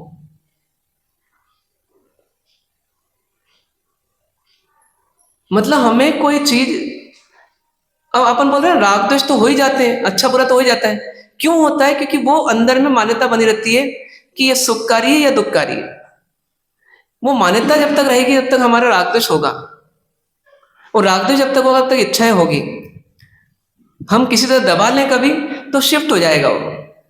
इच्छा एक दबाएंगे दूसरे में शिफ्ट हो जाएगी, राग द्वेष थोड़ा दबाएंगे कहीं का तो कहीं और आ जाएगा। कब तक, जब तक मोह है। जैसे किसी को मिठाई बहुत भाती है, तो वो भाती क्यों है, उसका मूल कारण क्या है, उसमें सुख बुद्धि है, मतलब वो सुखकारी लगती है। जैसे आपने चखा, उसके पहले आपको, इसके पहले कोई मोह नहीं था उसके प्रति, मतलब मोह मतलब कोई आपका उसके प्रति अभिप्राय नहीं था। लेकिन जैसे ही आपने चखा आपको पहला फीलिंग आया, अरे बहुत मजा आया। ये किसका फीलिंग है, सुख का फीलिंग है। और जैसे सुख का फीलिंग आया एक भाव पैदा हुआ राग का। अब वो वस्तु अभी नहीं मिली 10 दिन तक भी, 1 महीने तक भी, तो भाव चल रहा है अंदर राग का, ये चीज बहुत अच्छी होती है क्योंकि वो सुख बुद्धि बन गई उसके प्रति, ये सुखकारी है। सुखकारी बनी तो फिर हमारे प्रियकारी बन गई, मतलब राग आ गया। और राग आया तो फिर मुझे चाहिए हो। अब मौका नहीं मिल रहा है तो इंतजार करेंगे, लेकिन चाहिए वो। कोई व्यक्ति फॉरेन शिफ्ट हो गया और मान लीजिए वहां पर उस शहर में चाय पत्ती नहीं मिलती, अब उसने 1 साल तक चाय नहीं पी, कोल्ड मिल्क पीता रहा, कभी कुछ पीता कभी कुछ पीता, लेकिन जैसी चाय इंडिया में पी थी वैसे पी नहीं उसने। अब 1 साल बाद आया वो, तो उसको किसी ने चाय ऑफर की, वो क्या बोलेगा, अरे मैं तो मर गया इसके बिना, इंतजार करते करते 1 साल हो गया, आज मजा आ जाएगा। तो वो कहाँ था वो राग, अंदर पड़ा हुआ था, इच्छा दबाए हुए था, रोज रोज याद भी नहीं करता था, लेकिन उसके भीतर में वो राग पड़ा हुआ था। और राग क्यों पड़ा हुआ था? क्योंकि इंडिया से फॉरेन गया तो चाय नहीं ले गया, लेकिन क्या ले गया, वो सुख बुद्धि ले गया उसके प्रति, कि सुखकारी होती है। अब इस मोह को भ्रम भी बोलते हैं। क्यों? क्योंकि किसी वस्तु में या किसी व्यक्ति में या किसी घटना या किसी परिस्थिति में सुख या दुख है ही नहीं। कल अपने देखा चौथे नंबर का फॉर्मूला, तो कोई मुझे दुखी या सुखी नहीं कर सकता। इसका मतलब किसी वस्तु, व्यक्ति, घटना, परिस्थिति में सुखी दुखी होने की क्षमता ही नहीं, सुखी दुखी करने की क्षमता ही नहीं। लेकिन फिर भी मैंने उस वस्तु में सुख की कल्पना कर ली या दुख की कल्पना कर ली, इसलिए मोह को भ्रम भी बोलते हैं या कल्पना भी बोलते हैं, इल्यूजन भी बोलते हैं।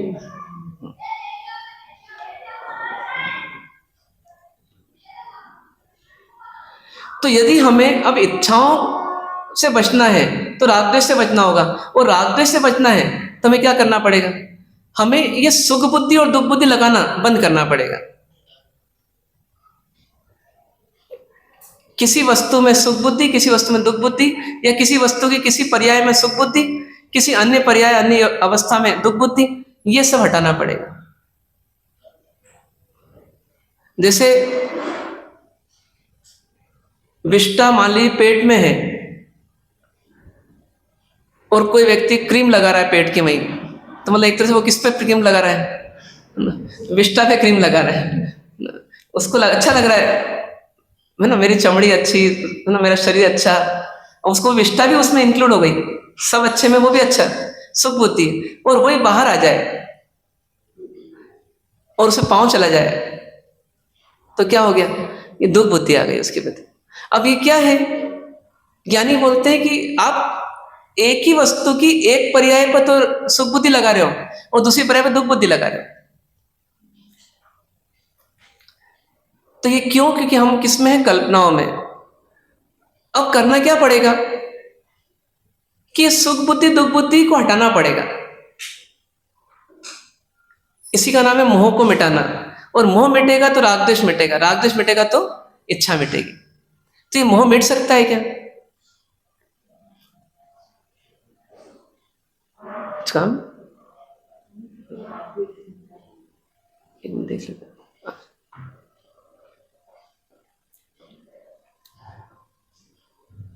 बताइए, राग द्वेष मिटेंगे तो मोह मिटेगा कि मोह मिटेगा तो राग द्वेष मिटेंगे?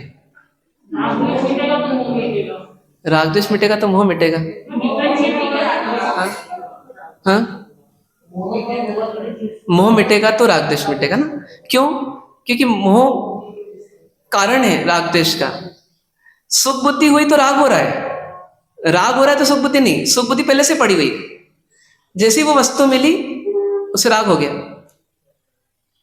और राग हो गया तो फिर ऑटोमेटिकली फिर इच्छाएं हो गई। तो मोह मिटेगा तो राग द्वेष मिटेगा। तो परमात्मा यदि वीतरागी है तो परमात्मा ने मोह जीत लिया होगा कि नहीं जीता होगा अभी तक? पहले मोह जीता होगा कि पहले राग जीता होगा? पहले मोह जीता होगा। सम्यक दशा होना मतलब क्या होना? मोह मिटाना। ऐसे मोह के दो रूप हैं, राग द्वेष को ही मोह बोल देते हैं, वो एक अलग प्रवृत्ति होती है। पर एक सामान्य रूप से सिर्फ जब मोह मतलब सुख बुद्धि या दुख बुद्धि, तो इसका मतलब पहले सम्यक दशा के समय क्या होता है, मोह मिटता है। फिर मोह मिटने के बाद फिर धीरे धीरे साधना करते करते क्या करते हैं, राग द्वेष मिटाते हैं। परमात्मा ने शायिक सम्यक दर्शन प्राप्त किया 3 भाव पहले, मतलब क्या किया, उन्हें ये मोह मिटाया। फिर 3 भाव तक साधना करते करते उन्हें क्या कर लिया, राग द्वेष मिटा दिया, और राग द्वेष मिट गए तो इच्छाएं मिट गई।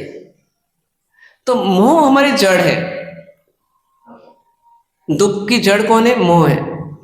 इस मोह में सुख बुद्धि भी आ गई है, दुख बुद्धि भी आ गई है। हाँ, ये आपने बोला कि मोह से इच्छा है, इच्छा से राग होता है। नहीं, मोह से राग द्वेष है, राग द्वेष से इच्छा है। मोह से राग से। ठीक है, तो अब ये जो मोह है, और अभी आप बोल रहे हो कि पहले राग से राग, नहीं पहले राग द्वेष नहीं हटा, पहले मोह हटाएगा। हाँ, बाद में गुणस्थान में क्षीण मोह है। क्षीण, क्षीण मोह मतलब क्या हो गया? नहीं, क्षीण मतलब समाप्त। हाँ, तो मोह वहां समाप्त हुआ, ये बात सही है। वहां मोह में राग द्वेष भी सम्मिलित कर लिए गए, मतलब हाँ, नहीं 12वें में ही मोह समाप्त हो चुका था, तभी मोह उसमें आए, क्षीण मोह में। क्षीण मोह मतलब मोह जिसका क्षय हो चुका है। 10वें के एंड में मोह क्षय हुआ, 10वें के एंड में मोह क्षय हुआ, सीधे जंप लगा करके 12वें गुणस्थानक में आए। तो 12वें में मोह नहीं है, तो वीतरागी ही हो गए। केवल ज्ञानी जो हुए वो 13वें में हुए। ठीक है ना, ज्ञानावर्णी, दर्शनावर्णी और अंतराय कर्म बच गया था, वो 12वें के अंतर्मूर्त काल में धीरे निर्जरित होते होते 13वें में ये तीनों का भी क्षय हो गया, और मोह का क्षय पहले ही हो गया था 10वें के एंड में। तो एक कर्म पहले चला गया, 3 कर्म अब चले गए, तो 4वां कर्म जाने से 13वें गुणस्थानक में केवल ज्ञानी हो गए। अज्ञान रूप मोह चौथे गुणस्थानक में चला गया। हाँ, और चारित्र रूप मोह, हाँ, मान्यता वाला मोह जो है वो चौथे गुणस्थानक में चला गया, और जो चारित्र वाला मोह है जिसमें राग द्वेष भी सम्मिलित कर लिए जाते हैं, मतलब राग द्वेष ही चारित्र मोह है वास्तव में, तो वो वाला मोह जो है वो 12वें में गया।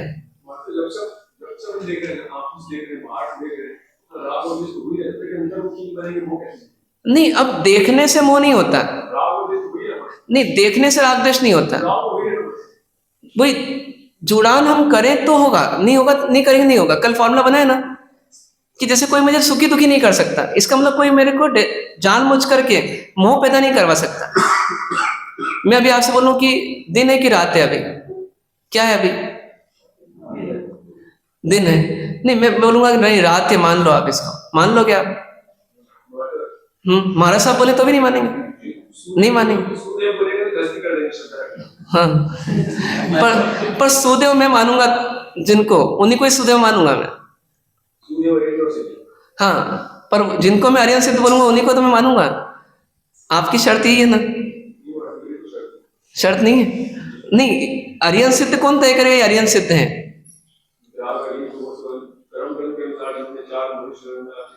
मतलब मैं उनकी नहीं मानूंगा, कर्म ग्रंथ की मानूंगा।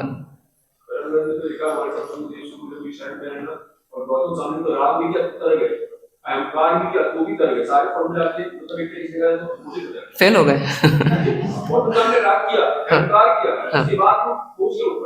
तो अहंकार किया तो पहुंचे कि अहंकार छोड़ा तो पहुंचे? कि अहंकार किया तो पहुंचे?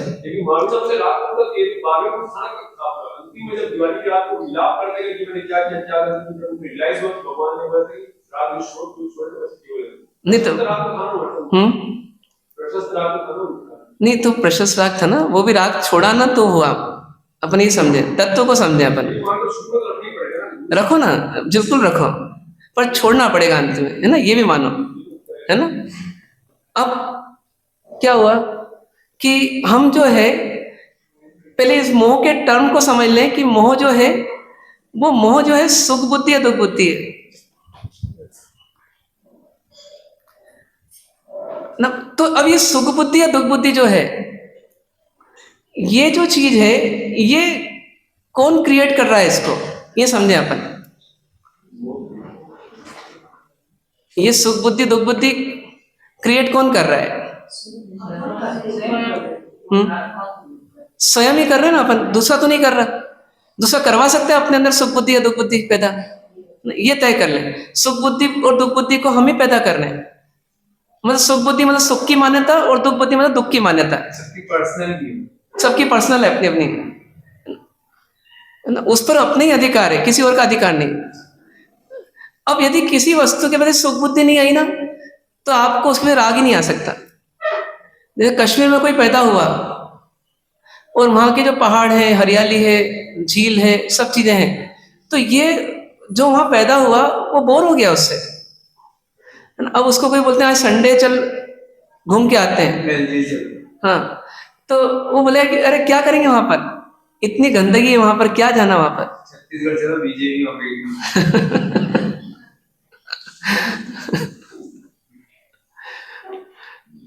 बोलिए, अब उसको वो सुख बुद्धि पैदा नहीं हो रही तो राग ही पैदा नहीं हो रहा उसका। अपने को कोई बोले कि जापान में, कोरिया में, चाइना में क्या क्या खा लेते हैं वो ना, हमारे को उसमें सुख बुद्धि पैदा नहीं हो रही, और सुख बुद्धि नहीं पैदा हो रही तो राग ही नहीं पैदा नहीं हो रहा उसमें, राग नहीं पैदा हो रहा तो चाहिए ही नहीं हमारे को। मतलब कितना बड़ा खेल है कि अपने राग का कारण बस एक ही है दुनिया में, कोई दूसरा नहीं है। कोई वस्तु कितनी सुंदर क्यों ना हो, यदि हमारे अंदर में उसके प्रति सुख बुद्धि नहीं आई तो उससे कोई मतलब नहीं। स्थूलीभद्र जी के सामने कोषावेश्या थे जो इतने सुंदर थे कि उनको देख करके वो सिंह गुफावासी जो थे वो विवल हो गए, पागल हो गए। कहाँ तक चले गए? नेपाल तक चले गए।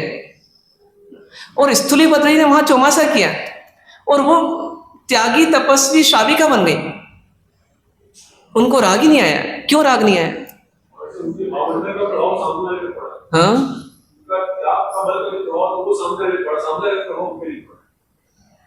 क्यों नहीं पड़ा सामने वाले का प्रभाव? पावर क्या था उनके पास? स्वधर्म में सुख है। इसका मतलब उसमें सुख क्यों नहीं नजर आ रहा था उनको? कोषावेश्या में क्या कॉन्सेप्ट था उनका कि इसमें सुख क्यों नहीं है?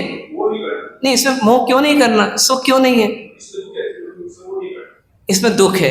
एक तो ये कारण है ना। क्या दुख है उनसे उसमें? हाँ हाँ, एक तो पहला पॉइंट है। और क्या पॉइंट बताया वीतराग प्रभु ने? ब्रह्मचारी के सेवन में हिंसा होती मिनिमम 9 लाख तक बढ़ रहे, कम से कम ये बताया जहां जीव हिंसा हो सकती है वहां सुख कैसे मिल सकता है? ब्रह्मचारी में सुख है, हिंसा में दुख है। आज नहीं तो कल दुख है। और क्या कारण बना? क्या तपस्या कितना प्रभाव सामने रहेगा, पर उनका प्रभाव पड़ गया तो भी अपना स्टोरी उनका जो खुद के जो कांसेप्ट्स है, जो विजन देखे वो क्लियर रहेगा। और क्या कॉन्सेप्ट थे उनके? देखिए क्या है, समझना इस बात को कि जिसको अपन बोल रहे हैं बहुत सुंदर शरीर है, उसको क्या देख रहे हैं कि मलमूत्र की खान है। वो क्या देख रहे हैं? ये मलमूत्र की खान है, इससे राग कैसे कर सकता हूं मैं? उनको स्पष्ट दिख रहा है। हमें जो बाहर का दिख रहा है, उनकी एक्सरे की आंखें उसका अंदर भी देख रही है। उनको स्पष्ट दिख रहा है क्या है। जब ये मलमूत्री खान है, अत्यंत बदबूदार है ना, अत्यंत गिलबिला शरीर है ना, एक चमड़ी थोड़ी सी निकले तो अंदर से पस पीप सब निकल जाए, ऐसी इसकी स्थिति है। इतने सारे द्वार हैं निकलने के, ये सब वो देख रहे हैं जब, तो उनको क्या हो गया कि नहीं, वो तो बात की बात है, वो बात की बात है। पहले वस्तु को देखने का नजरिया ही कैसा था कि जिस वस्तु को जैसी है वैसा देखा तो उसमें उनको लगा ही नहीं कि सुखकारी है। जैसे सुअर जो रहता है गोबर को खाता है, विष्टा को खाता है, ठीक है ना। मनुष्य को बोला है कि विष्टा को खाता है, तुम भी खाओ, खा लेगा। क्यों नहीं खाएगा? कि सुख बुद्धि नहीं आ रही उसमें। और वो क्यों खा रहा है? उसको सुख बुद्धि आ रही है। इसका मतलब सुख बुद्धि सबकी अपने अपने पर्सनल है, वस्तु से नहीं है, व्यक्ति से नहीं है, घटना से नहीं, परिस्थिति से नहीं। हमने जैसी कल्पना कर ली वैसी हमको सुख बुद्धि आ गई। किसी को किसी के प्रति आ गई, किसी को किसी के प्रति आ गई। गर्लफ्रेंड बॉयफ्रेंड होते हैं ना, तो किसी को अपनी गर्लफ्रेंड से आ रहा है, अपने बॉयफ्रेंड से आ रहा है, बाकी सबसे पूरी दुनिया से तो नहीं आ रहा है। ऐसा कैसे? भाई ये सबकी अपने अपने पर्सनल रहती है, अपनी अपनी कल्पनाएं रहती है। बाजार में एक ही दुकान पर 100 तरह के कपड़े पड़े हुए हैं। किसी को कौन सा भा जाता है, किसी को कौन सा नहीं भाता, सुहाता ही नहीं। ऐसा क्यों? कि जिसकी सुख बुद्धि जिसमें आ गई, और कुछ नहीं है। दिखते से बस सारे बिक जाते हैं कपड़े, सभी अच्छे थे, सभी अच्छे रहते हैं, तभी मानना पड़ेगा। लेकिन व्यक्ति को जब चूज करता है तो उसको लगता है यही बेस्ट है। तो हम क्या है, इस चीज को समझें कि ये जो सुख बुद्धि और दुख बुद्धि है, ये हमारी कल्पना है, ये काल्पनिक चीज है। कोई भी चीज सुखदायी और दुखदायी नहीं है। कोई भी चीज सुखदायी और दुखदायी नहीं है, हमारी कल्पना होती है। एक ही फिल्म रिलीज होती है, कुछ लोग उसको 4-4 बार देख लेते हैं और कुछ लोग देखने नहीं जाते उसको। ऐसा क्यों? क्योंकि अपनी अपनी कल्पना है। चित्रकार चित्र बनाता है, कोई चित्र तो $1,00,000 में बिक जाता है, जबकि उसमें कुछ नहीं दिखता किसी किसी को, तो ऐसा लगता है क्या था इसमें, कुछ भी नहीं था, पर उसको दिख रहा है, इसने खरीदा, नीलामी की। तो ये सब अपनी अपनी कल्पना है। कोई प्लॉट जो है कोई व्यक्ति बेचना चाहता है, उसको मजा नहीं आ रहा वहां पर, और कोई वही प्लॉट खरीदना चाहता है। ऐसा क्यों? अपनी अपनी कल्पना है। किसी को बोलो कि आइंबिल मत करो, 50वीं होली, 51वीं होली, 52वीं होली सब एक साथ चल रही है, उसको लगता है अरे क्या करूंगा, फिर ये नहीं खाऊंगा तो मतलब फिर वही खाना पड़ेगा, वही मिर्ची मसाले वही सब चीजें लेना पड़ेगी। और किसी को लगता है कि आइंबिल करना कितना भारी काम है। तो ये सब क्या है? पूरी अपनी कल्पना है। किसी को जामुनी कलर अच्छा लगता है, किसी को लाल कलर अच्छा लगता है, किसी को हरा कलर अच्छा लगता है, किसी को पीला कलर अच्छा लगता है। ये सब क्या है? अपनी अपनी कल्पना है।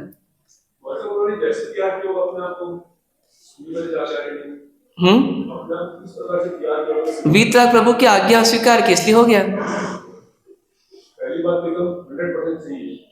अब वो वही समझना जो आपका प्रश्न है ना, वीतराग प्रभु की आज्ञा क्या है ये तो समझना पड़ेगा ना। हमने रट लिया कि वीतराग प्रभु की आज्ञा को स्वीकार करना, तो काम नहीं होगा। अब आज्ञा क्या है उसको समझना पड़ेगा। वो आज्ञा ही तत्व ज्ञान है।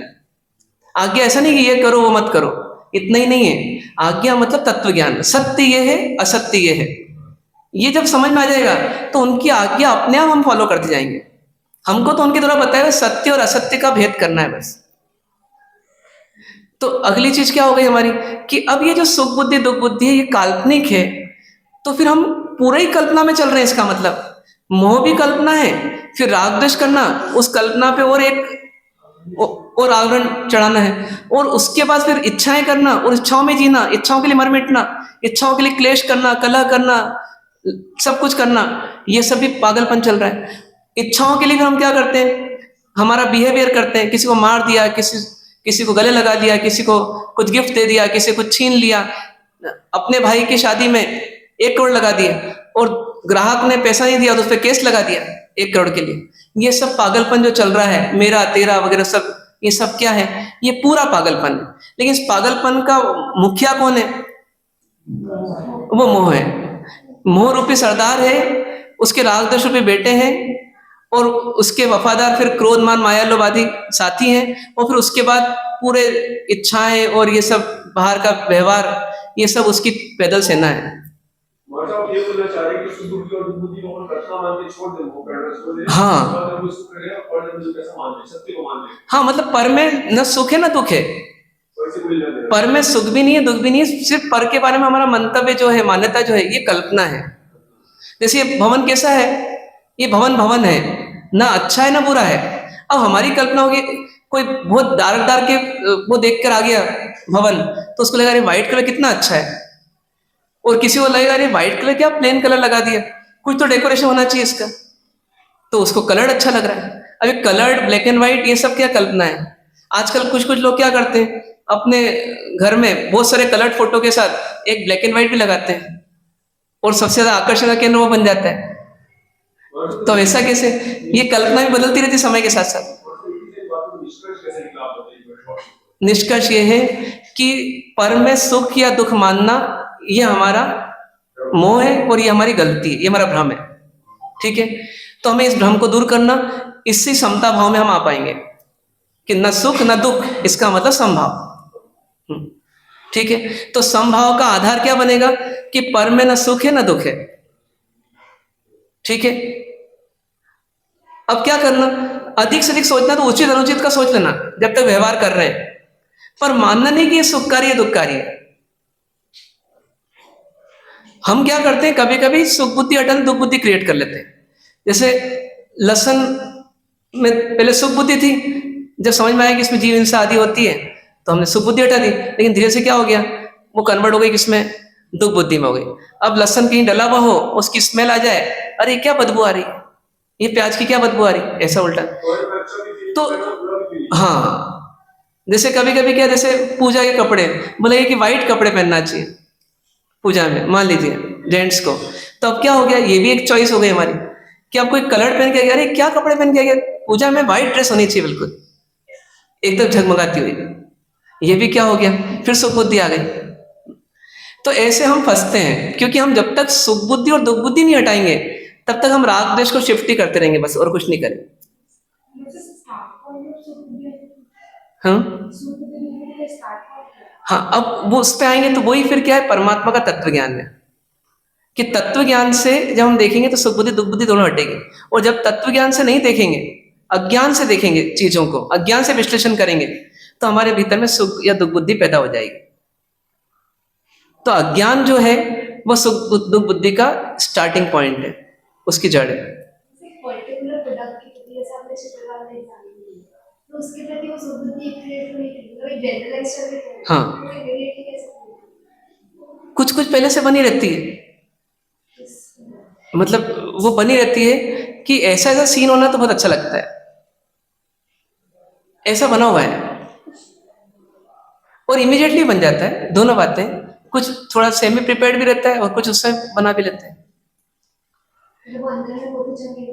हाँ, वो चल रहा है, विश्लेषण तो चल ही रहा है, सुख बुद्धि दुख बुद्धि बनी हुई, कुछ ना कुछ तो मिलते ही है, सुख या दुख, इतना तो बना हुआ ही है। अब देखना ये कि इसमें सुख है कि दुख है। एल्बम में जैसे ही पन्ना पलटा, अरे ये जैसे किसी को प्रकृति बहुत पसंद है तो प्रकृति का फोटो आ गया, अरे बहुत अच्छा लग रहा है। किसी को एकदम ग्लैमरस कुछ अच्छा लगता है, झूमर हो, ये लाइटिंग हो, कोई बड़ी बड़ी बिल्डिंग्स हो, तो उसको जैसी वो दिखेगी उसको लगेगा एकदम बढ़िया। अब उसने वो बिल्डिंग नहीं देखी थी पहले, लेकिन अभी वो देख करके हाँ कुछ हटके, किसी किसी के फिर क्या है, यही फैक्टर्स रहते हैं, कुछ हटके हो तो सब अच्छा, कुछ नया हो तो सब अच्छा, ऐसे भी कुछ कुछ बने हुए रहते हैं। तो बहुत सारे बने हुए हैं और नए नए बनाते रहते हैं और उसी आधार पर अपनी मान्यता बना लेते हैं। ठीक है, समटाइम्स हम न्यू आर्टिकल देखे कभी नहीं देखे, हाँ, वो क्या है, कॉम्बिनेशन नहीं दिख रही है, चीजें तो पुरानी है कहीं ना कहीं कुछ, और कुछ नया भी बना सकते हैं हम, इमीडिएटली बना सकते हैं। पहली बार ही कोई चीज देखी बहुत अच्छी लगी। क्या होता है, जैसे किसी किसी के प्रति मान्यता धीरे धीरे बनती है, थोड़ी थोड़ी करके बनती है। जैसे मोबाइल लोगों ने पहले एकदम नहीं सिलेक्ट किया, फिर धीरे करते करते लोगों की मान्यता बन गई, हाँ मोबाइल तो होना ही, मोबाइल तो होना ही, मोबाइल तो होना ही। और किसी किसी चीज में एक ही झटके में बन जाती है, दोनों तरह से बनती है। ठीक है,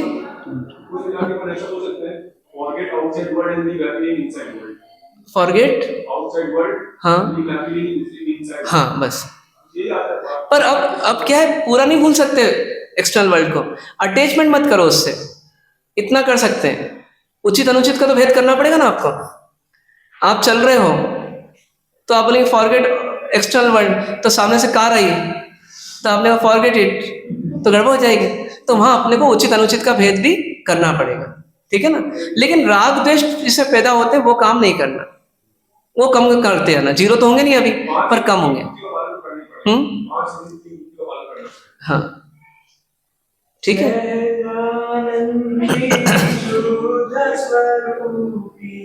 हूँ अविनाशी आत्मस्वरूपी, देह मरे छे हूँ નથી मरे।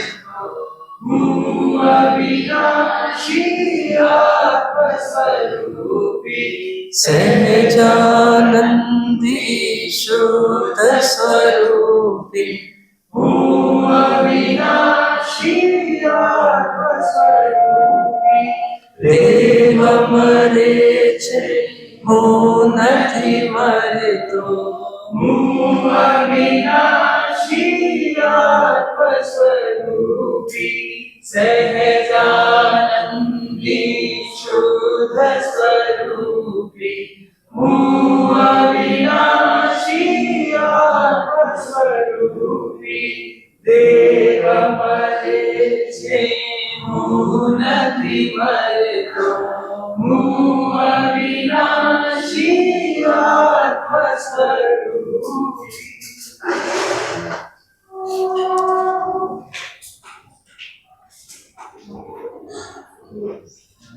स्वामी